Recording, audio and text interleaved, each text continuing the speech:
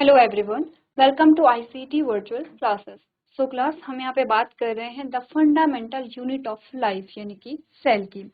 Cell हम पढ़ रहे हैं और काफ़ी सारी चीज़ें हमने सेल के बारे में पढ़ी हैं। अब कह सकते हैं कि लास्ट जो स्टेप है हमारा पूरे चैप्टर का वो अभी चल रहा है, जिसका नाम है सेल ऑर्गेनेलिज या कोशिका। अब हम सेल के अंदर कौन कौन से पार्ट्स होते हैं और उनके क्या फंक्शन होते हैं उसके बारे में बात कर रहे हैं। अभी सारे जो ऑर्गेनेली हैं उनके बारे में पढ़ लेंगे। उसके बाद लास्ट जो हमारी हेडिंग आएगी वो आएगी difference between plant and animal cell. हम अंतर देखेंगे कि पादप कोशिका और जंतु कोशिका में क्या अंतर होता है। तो चलिए आगे बात करते हैं, और जैसे जैसे मैं स्लाइड आगे कर रही हूँ आप लोग रिवाइज कर लेंगे जो पॉइंट्स आपने प्रीवियस लेक्चर में डिस्कस किए हैं।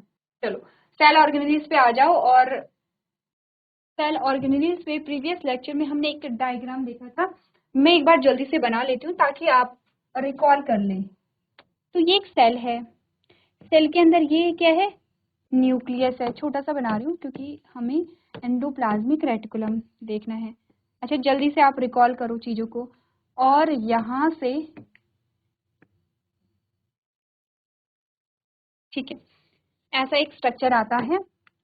अब ये जो भाग है इसमें छोटे छोटे बीज जैसी संरचना हमें देखने को मिलती है ऐसे। ठीक है, ये इस पूरे भाग को हम ईआर कह रहे हैं। इस पूरे भाग को हम ईआर का मतलब होता है एंडोप्लाज्मिक रेटिकुलम।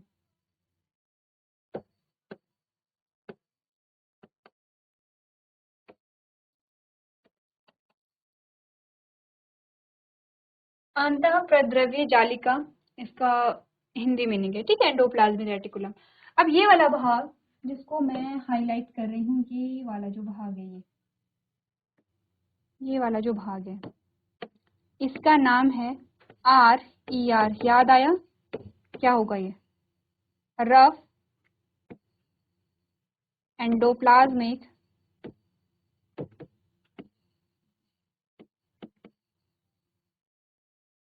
रेटिकुलम।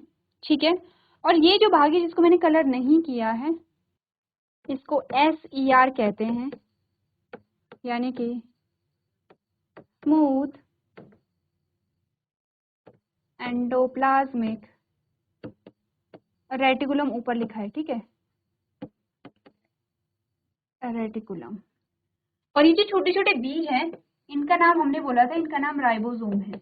ठीक है, अब फंक्शन के बारे में भी हमने बात की थी, थोड़ा सा कुछ कुछ तो किया था।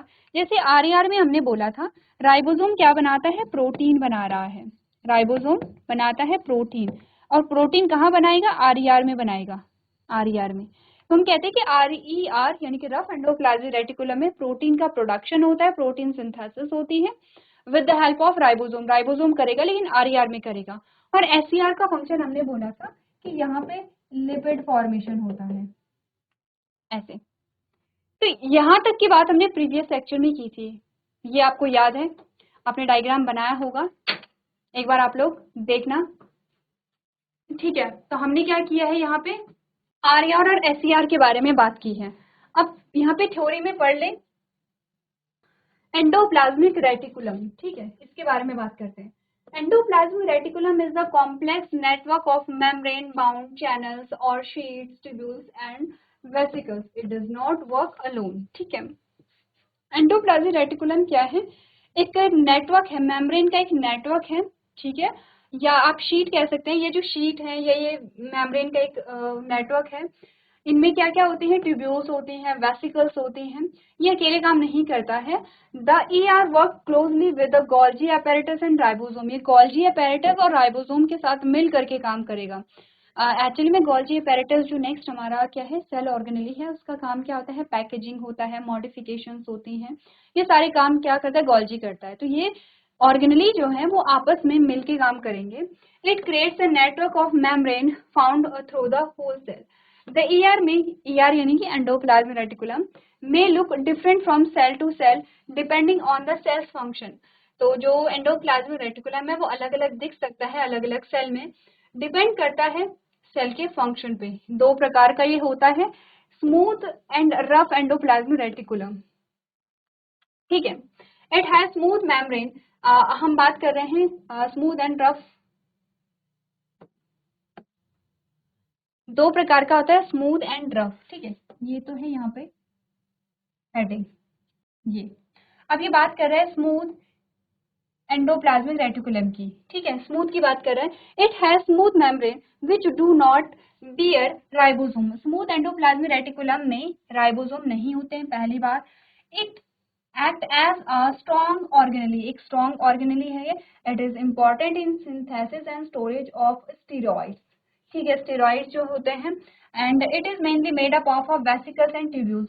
वेसिकल्स और ट्यूब्यूल से ये मिलकर के बने होते हैं, ठीक है।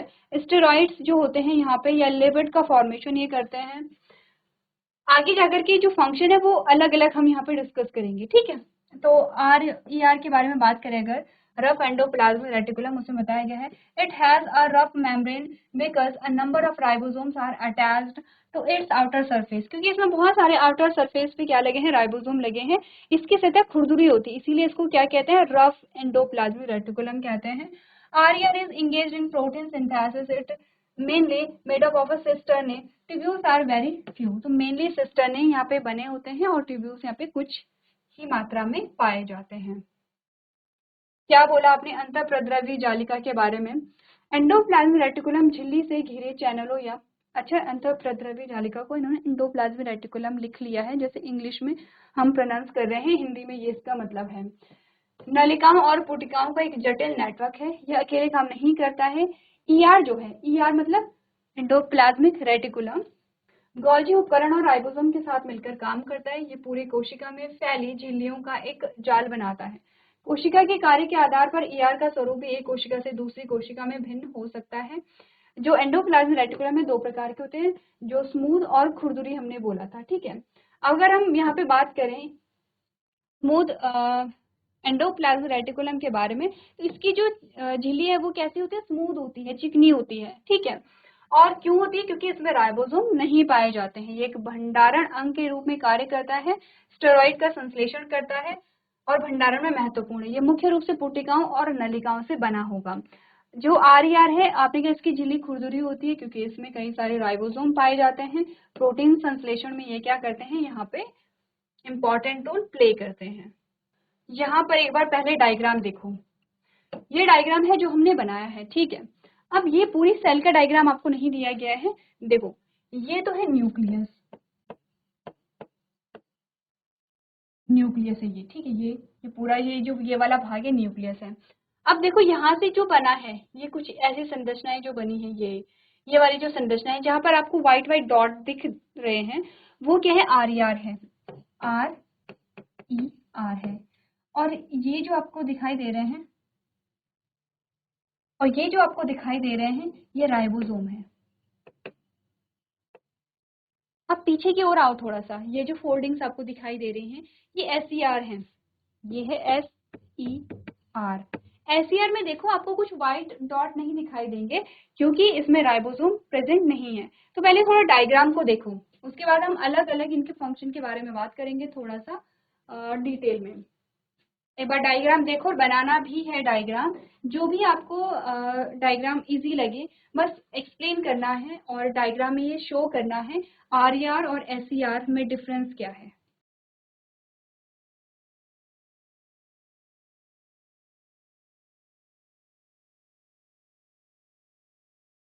चलिए, अब फंक्शन के बारे में थोड़ा सा बात कर लेते हैं। RER और SER के जो फंक्शन है वो आप लोग अलग अलग करके पढ़ लेंगे, ठीक है। सबसे पहले हम बात करते हैं स्मूथ एंडोप्लाज्मिक रेटिकुलम, इसके फंक्शन हम देखें। आपने कहा स्मूथ ER या SER is responsible for the synthesis of essential lipid such as phospholipid and cholesterol. तो ये इंपॉर्टेंट लिपिड्स बनाता है, जैसे फॉस्फोलिपिड हो गया है, जैसे कि कोलेस्ट्रॉल हो गया। अब आपको याद आ रहा होगा फॉस्फोलिपिड कहाँ पड़ा था, जब प्लाज्मा मेम्ब्रेन के स्ट्रक्चर की बात हुई थी। तो यानी कोई भी नई सेल बनेगी तो उसकी प्लाज्मा मेम्ब्रेन भी बनेगी, और उसकी प्लाज्मा मेम्ब्रेन को बनाने के लिए हमें क्या चाहिए होंगे, लिपिड चाहिए होंगे, फॉस्फोलिपिड चाहिए होंगे। वही फॉस्फोलिपिड हमारी सेल के SER बना रहे होंगे। इसके अलावा कोलेस्ट्रॉल भी ये बनाता है। अच्छा, हमने ये बात की थी कोलेस्ट्रॉल भी कहाँ पढ़ा था, जब हम प्लाज्मा मेम्ब्रेन जो है उसके स्ट्रक्चर को पढ़ रहे थे। हमने कहा ऐसा नहीं कि जो कोलेस्ट्रॉल है वो बैड होता है, हाँ ज्यादा कोलेस्ट्रॉल जो है वो हार्मफुल होता है। अदरवाइज कोलेस्ट्रॉल इंपॉर्टेंट है, आपने देखा था फ्लूइडिटी को जो मेंटेन कर रहा है, सेल मेम्ब्रेन या जो कोशिका झिल्ली है उसकी फ्लूइडिटी को जो मेंटेन कर रहा है वो कोलेस्ट्रॉल ही था वहां पे, जो सैचुरेशन को वहां पर देख रहा था। किसके सैचुरेशन को? फैटी एसिड के सैचुरेशन को, ठीक है। नेक्स्ट है SCR is also responsible for the production of a secretion of a steroid hormone। ये स्टेरॉइड हार्मोन को भी क्या करता है? सिक्रीट करता है। अब आपके लिए क्वेश्चन ये है होमवर्क के लिए, बताओ स्टेरॉइड हार्मोन कौन कौन से होते हैं, एग्जाम्पल बताओ स्टेरॉइड हार्मोन के, एक बार सर्च करके लेके आना। It is also responsible for the metabolism of carbohydrate, carbohydrate के मेटाबॉलिज्म में इंपॉर्टेंट रोल प्ले करता है। The SCR store and release calcium ion, ये क्या करता है? कैल्शियम आयन को स्टोर भी करेगा और रिलीज भी करता है। These are quite important for the nervous system, ये नर्वस सिस्टम के लिए इंपॉर्टेंट होते हैं। ऐसा क्यों? कैल्शियम की जो फंक्शनिंग है वो आपने देखा होगा कि वो सिग्नलिंग के लिए इंपॉर्टेंट होती है। जब आप यहाँ पे मसल्स पढ़ेंगे, जब आप नर्वस सिस्टम पढ़ेंगे, तब आप सिग्नलिंग भी पढ़ते हैं, तो वहां पर ये इंपॉर्टेंट रोल प्ले करते हैं। और मस्कुलर सिस्टम में, अभी हमने मसल्स की बात की है, तो नर्वस सिस्टम और मस्कुलर सिस्टम के लिए भी इंपॉर्टेंट होते हैं। अब आपको समझ में आ रहा होगा SCR की क्या इंपॉर्टेंस है, ठीक है। एक बार SCR जो है उसके फंक्शन अलग आपको नोट करने हैं और RER के अलग करने हैं। चलो, अब बात आती है रफ एंडोप्लाज्मिक रेटिकुलम, इनके जो फंक्शन होते हैं। पहला है the majority of the functions of RER is associated with protein synthesis. Main जो काम होगा इसका वो होगा प्रोटीन सिंथेसिस, करता तो राइबोसोम है लेकिन RER में करता है। The RER also play a vital role in protein folding, ये प्रोटीन की फोल्डिंग करता है क्योंकि प्रोटीन को भेजा जाएगा गोल्जी के पास, गोल्जी पैकेजिंग करेगा, मॉडिफिकेशंस करेगा और उसके बाद सेल में या सेल के बाहर जहां भी नीड है उसको ट्रांसपोर्ट करेगा, ठीक है। Also ensure a quality control regarding a correct protein folding, हाँ अब ये क्वालिटी को भी चेक करता है, करेक्ट फोल्डिंग को भी यहाँ पे चेक करेगा। The second most important function after protein synthesis and protein folding is protein sorting, sorting का भी ये काम करेगा, ठीक है। अब दोनों के जो फंक्शन है वो आप लोग नोट कर लो, अलग अलग नोट करने हैं, और अगर पॉइंट वाइज आप नोट करेंगे तो ज्यादा बेटर है, पैराग्राफ से तो आप क्या करेंगे जल्दी रिवाइज कर लेंगे पॉइंट्स के थ्रू।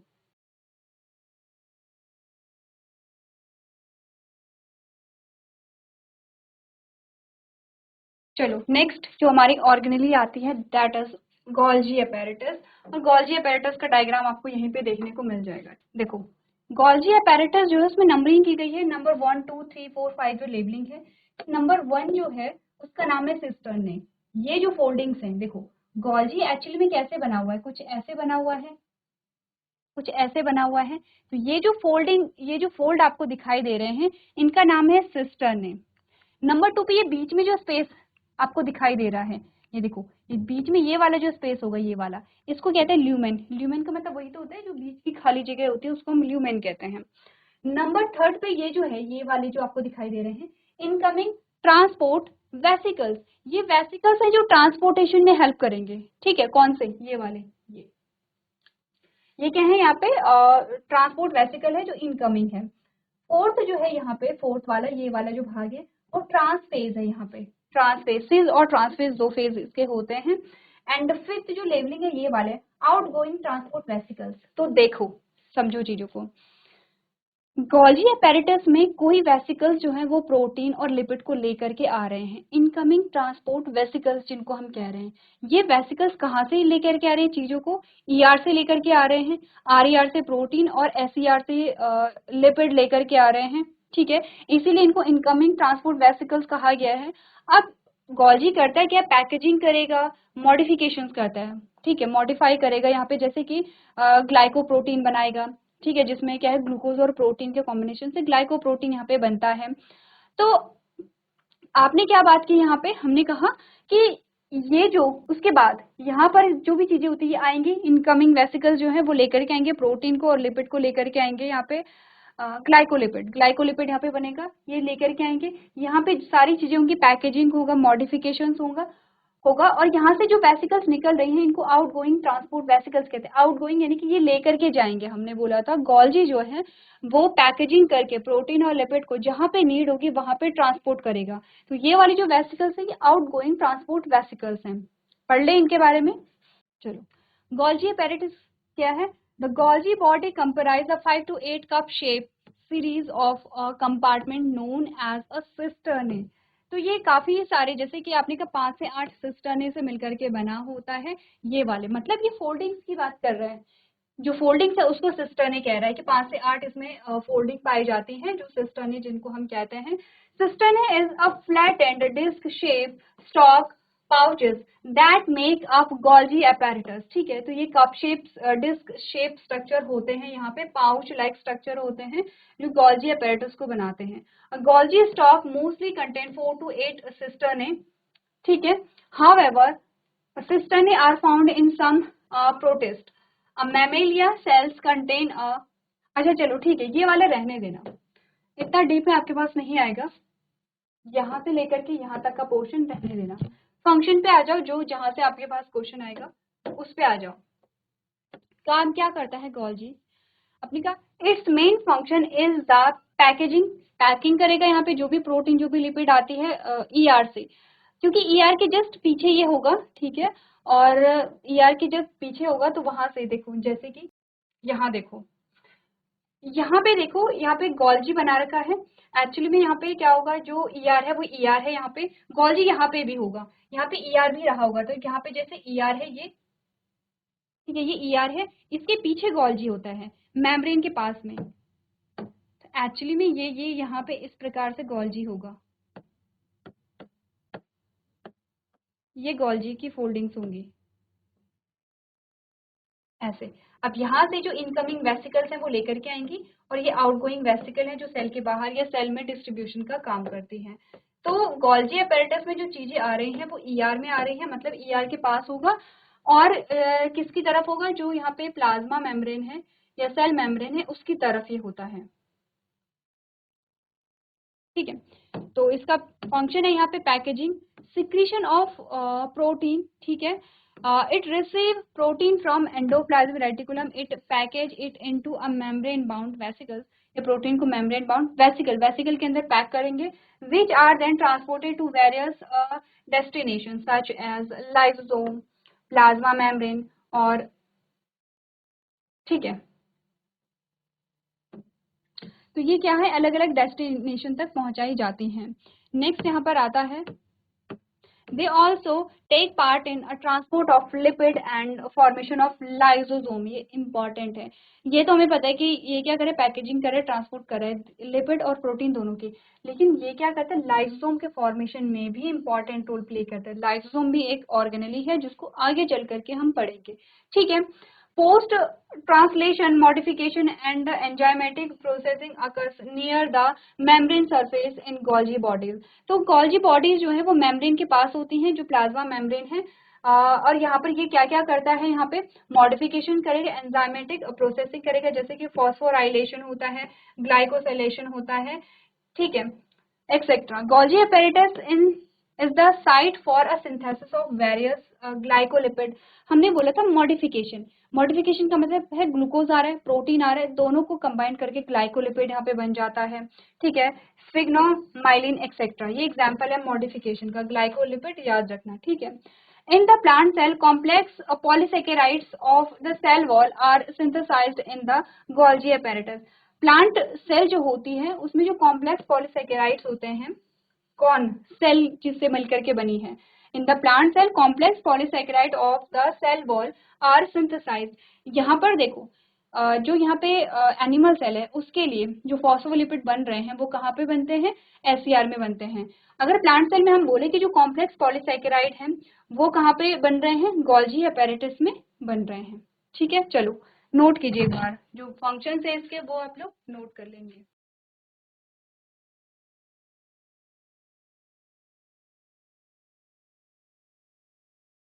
चलिए नेक्स्ट जो हमारे पास ऑर्गेनेली आएगी वो आएगी यहाँ पे लाइसोसोम। देखो लाइसोसोम का फॉर्मेशन गोल्जी से हो रहा है, गोल्जी का रिलेशन ईआर से है, तो एक सीक्वेंस में चल रहा है। लाइसोसोम के बाद हम यहाँ पर बात करेंगे लाइसोसोम के क्या फंक्शन है, क्या पीएच यहाँ पे होता है। लाइसोसोम का जो स्ट्रक्चर है वो कुछ ऐसा आपको यहाँ पे दिखाई गए हैं। देन नेक्स्ट जो ऑर्गेनेली है दैट इज माइटोकॉन्ड्रिया। एक इम्पॉर्टेंट ऑर्गेनेली यहाँ पर होती है माइटोकॉन्ड्रिया, और इसका स्ट्रक्चर और इसके फंक्शन जो है वो दोनों हमें करने हैं। इसके अलावा और भी हमारे कुछ ऑर्गेनेलीज रह जाते हैं, तो आप एक बार घर से रीड करके लेकर के आएंगे कौन कौन सी ऑर्गेनेली हैं जो हमें पढ़नी है, और जो पढ़ ली है उनका स्ट्रक्चर, उनके फंक्शन, इंपॉर्टेंट यही है स्ट्रक्चर और फंक्शन। संरचना बनानी है, इमेज जो आपको दिखाई गई हैं उनसे आप जो डायग्राम है वो ड्रॉ करेंगे और उनके जो फंक्शन है वो लिखेंगे। सेल ऑर्गेनेली में इतना ही आपसे पूछा जाएगा, बहुत ज़्यादा डिटेल में आपके पास नहीं आएगा। बस सेल ऑर्गेनेली की संरचना पूछी जा सकती है और फंक्शन पूछे जा सकते हैं। तो एक बार जो प्रीवियस आपके टॉपिक हैं उनको भी आप लोग रिवाइज करते रहेंगे। तो चलिए आज के सेशन में हम इतना ही करेंगे। अभी तक क्लास में बने रहने के लिए आपका धन्यवाद।